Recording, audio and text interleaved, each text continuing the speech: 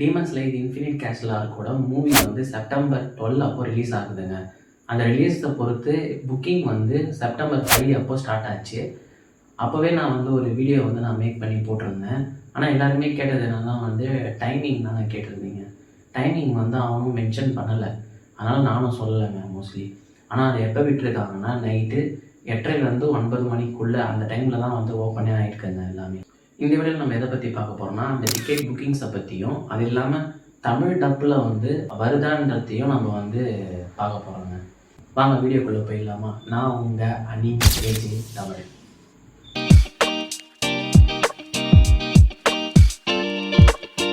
Book my show ஆப்புக்குள்ளே போனீங்கன்னா demon ஸ்லேயர்னு search பண்ணிங்கன்னா உங்களுக்கு வந்து புக் டிக்கெட்ஸ்ன்னு சொல்லிட்டு மென்ஷன் ஆகும் உங்களுக்கு.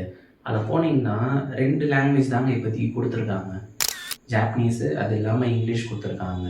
2D இருக்குது, ஐமேக்ஸ் 2Dயும் இருக்குங்க. மோஸ்ட்லி வந்து நீங்கள் ஐமேக்ஸ் 2D வந்து ட்ரை பண்ணுறது பெட்ரு.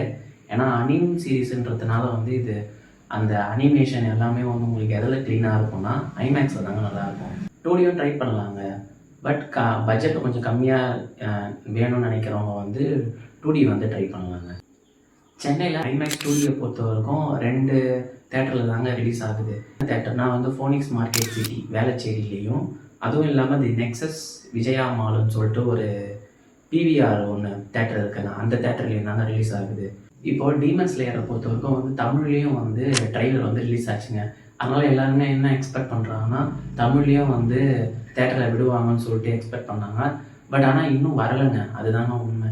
ஏன்னா வந்து ஜாப்பனீஸும் இங்கிலீஷும் மட்டும்தான் இருக்குது. தமிழில் வந்ததுன்னா கண்டிப்பாக நான் ஒரு ஷார்ட்ஸ் மாதிரி போட்டு உங்களுக்கு உடனே வந்து இன்ஃபார்ம் பண்ணுறேங்க.